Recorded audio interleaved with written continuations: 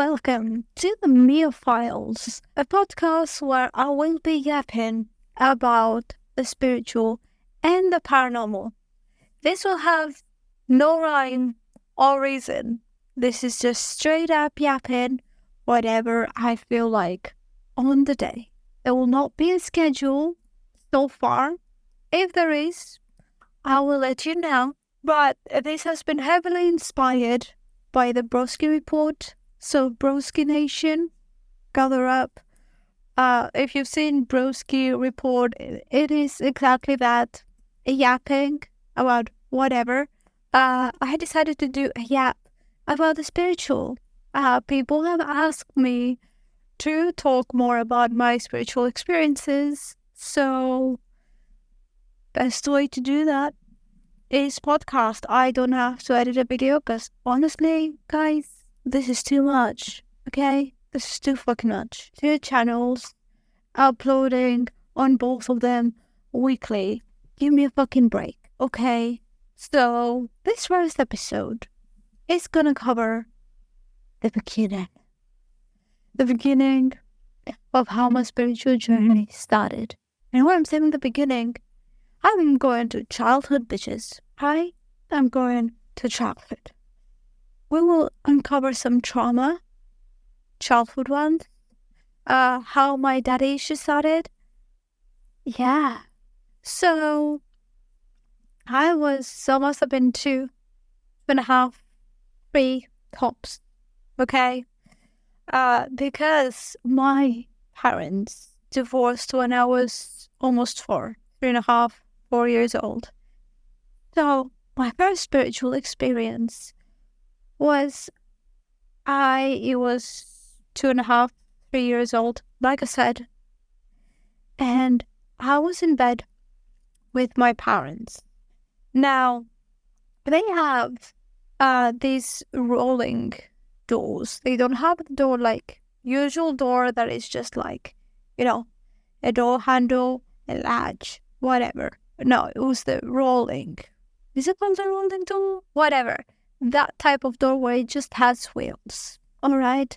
And that was always open. It was summer. It was very hot. Also, we were in Greece. Around the time, it wasn't very, very, very bad yet when it came to crime. So we left our doors open during the summer, unlocked. Fine. Great. Amazing.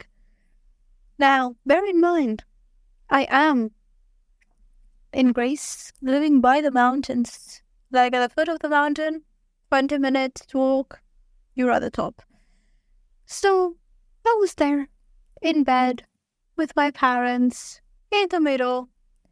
When I wake up, in the middle of the night, and I see at the bedroom door, like, it wasn't closed, I see this big black wolf with red eyes looking at me.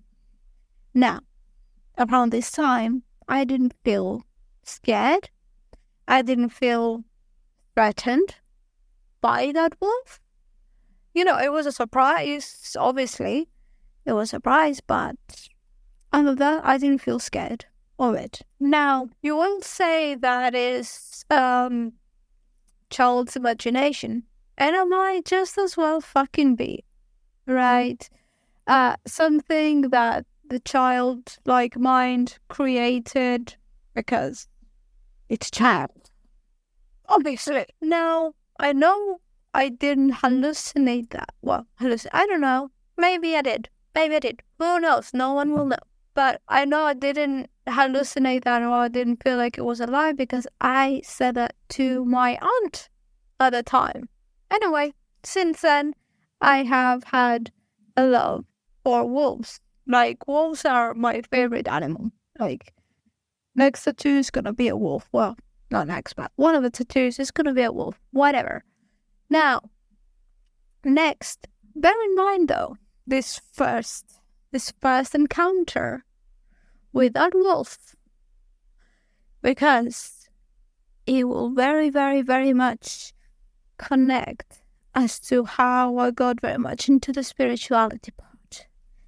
Now, Next, you could say it was a paranormal activity, but I have been trying to debunk it because I'm not quite sure if that was a paranormal activity. Now, I think it was 5 or 6.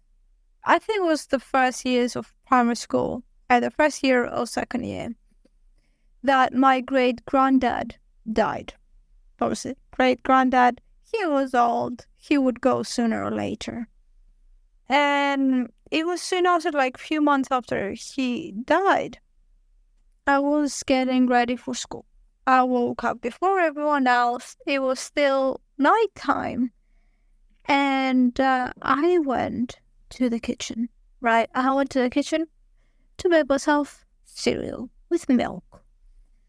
And as I was going to then the living room, which was still dark, I hadn't turned on the light, I saw my great granddad. I saw my great granddad, like, it wasn't like full blown thing. It was like a darker figure, but I knew it was my great granddad because I knew what he fucking looked like. Then I turned the light on. He wasn't there. Now there was, though. That's why I'm saying I'm trying to debunk it. And there was a table lamp that was kind of in the height of my great granddad around the place where I saw him. That's why I'm saying I'm not quite sure if it was or it wasn't. Take that with a grain of salt, but it really shook me. Now, third encounter. Now, yes, it is the Mia files.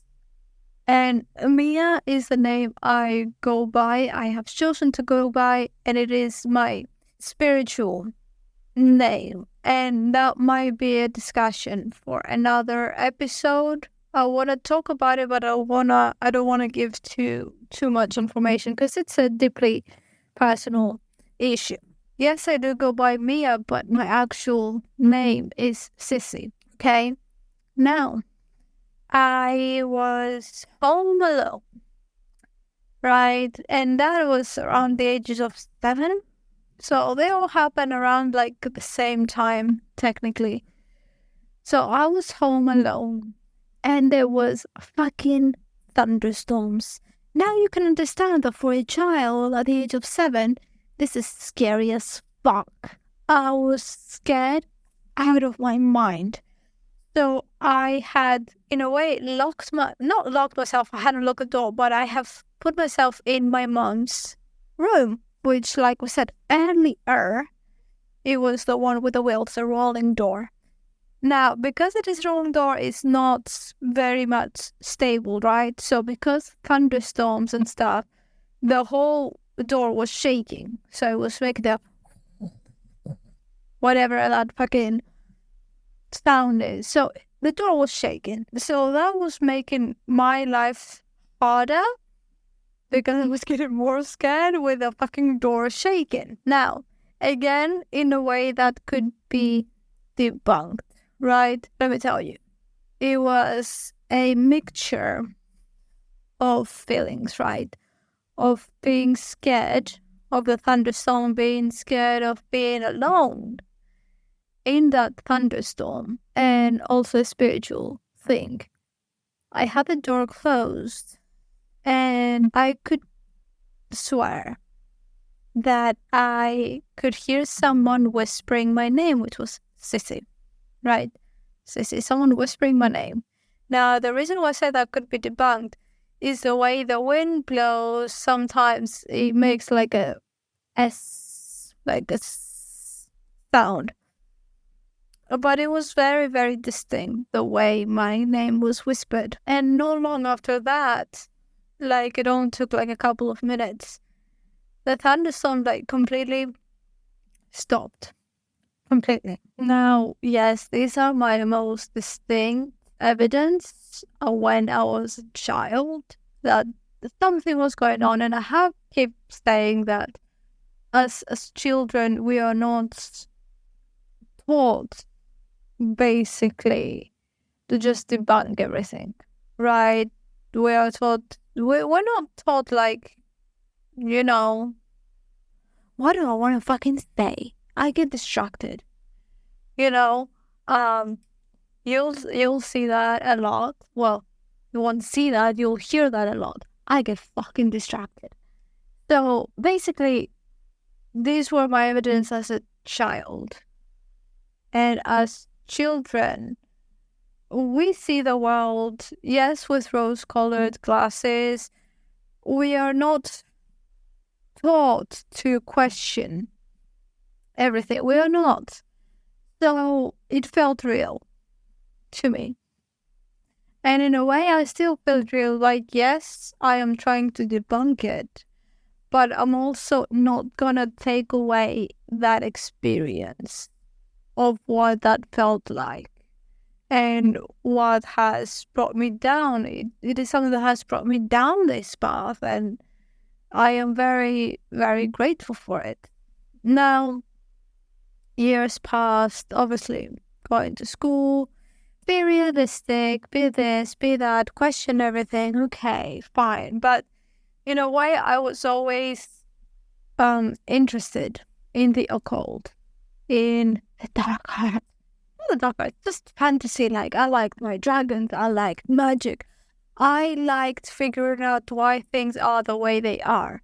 And it's a reason why I had a very, very hard time in Greece. Greece is a very highly religious country, Orthodox Christians. And when you have a child questioning that religion, that is a no-no. I got severely bullied, threatened, and left aside because I questioned religion. But that didn't make me stop trying to find the truth or my truth, because I don't think we'll ever know the full truth, but my truth and what makes me feel like it sits right in my head. So I never stopped questioning that, right? So I even went to college to study religious studies. Yeah, I might have been like agnostic, but I want to figure out more about religion. So I was very much into spirituality, always. Then I had a very, very hard time. One of the hardest times that I had was in 2021. After like an unaliving attempt, I kind of decided to take my life into my own hands. And that's when the spirituality became very, very prevalent. Yes, I was learning about stuff, but it was more about a hobby. It wasn't a lifestyle. It's just like, I like learning about that. Oh, what can I learn today? That's what that was. But in 2021, I decided to really, really take charge of my life. And that's when witchcraft started. Now, one of my first ever spells that worked, because I was fucking stupid. I wasn't protecting myself. I have talked about it on my Spellwork Sundays videos on YouTube. The first spell that I did worked within 2 days, and it was a breakup spell. I did that spell on Friday. It worked on Sunday. I saw the results on Sunday. Now, because of that, I was so fucking excited. I posted it in a group on Facebook. And because of that, I met what is now my ex-best friend. And she was more into spirituality at the time than I was. I hadn't let myself fully immerse in it. All I knew was to do spells. I hadn't worked on my clairvoyance or my clairaudience. I knew I could see stuff, but I would always try to be no, my mind is making up shit, and I never paid attention to it. So on the first video call that I had with my best friend, we were talking, we were like saying how I can just practice and whatnot. When I see this person behind her, well, whatever. I saw this quite tall woman. She had this very luscious blonde hair and these big blue eyes, very fucking beautiful. She had this long, flowy, bluish, like baby blue dress. I saw her behind her, but I'm like, okay, I'm not gonna say anything because just my mind is picking up shit. So I'm just not gonna say it. And later on the video call, so I was like, oh, Aphrodite has something to say to you. And I'm like, why? She's there? And she's like, yeah, she has been this entire time, like since we started our video call. I'm like, where was she standing? And she was like, right behind me where I saw that person. And I'm like, does she look like this, and this? And she's like, yeah, exactly, that's what she looks like. And I'm like, okay, I saw her, that's weird. And I wanted to find out with her because, again, she was more spiritual with me at the time. I want to know what deities were calling out to me because I want to get into deity work. And the two that came up first and foremost were Hera and Loki. Now, Hera is gonna be a whole thing by herself, but I want to focus on the Loki part because it's gonna go back to the beginning of this episode. Loki is the Norse god of mischief. Now, everyone knows Loki as the trickster god, as the one who will always create chaos. The thing many people choose to ignore, or they just don't know, is that Loki is also the protector of children. And because he is the protector of children, he will always be around children, help them, protect them, support them. Or in adults, if he feels like they have lost their childhood, he will be trying to help you connect with your inner child. So, but sometimes he doesn't come by himself. Sometimes he will bring his family with him. Sometimes he will just bring his family and not him. Who is his family? One of his children is Hela. Hela is the goddess who resides over hell. He also has I can't say that name, I'm sorry. But it's the giant serpent that just rolls around the earth and then like bites his tail off. The other son is Sleipnir. It's the 8-legged horse. And the other son is Fenrir. Fenrir is the wolf. The big ass wolf that will bring forth Ragnarok. Now, when my ex-best friend, told me that it was Loki, I told her about that experience, that first experience I had as a child. I'm like, look, I had this and this happen to me. Like, do you think that might have been like Henry? And because they had worked on her audience and stuff, she asked and did a tarot reading, and it was. So, yeah, I might have hallucinated that as a child, and that might be like a way for my adult personality to just make sense of it and to put like a closure on it. Yes, but also that has explained lots of stuff in my growing up. So yeah, and then it just snowballed to what it is now, and it has kept snowballing and me researching more and learning more and progressing in my practice and whatnot. But yeah, this is the first episode, the beginning, how I got into spirituality. Again, no rhyme or reason, just yapping because I like doing it and I have no one to yap to. Hope you enjoy, and I will see you, hear from you on the second episode. Bye.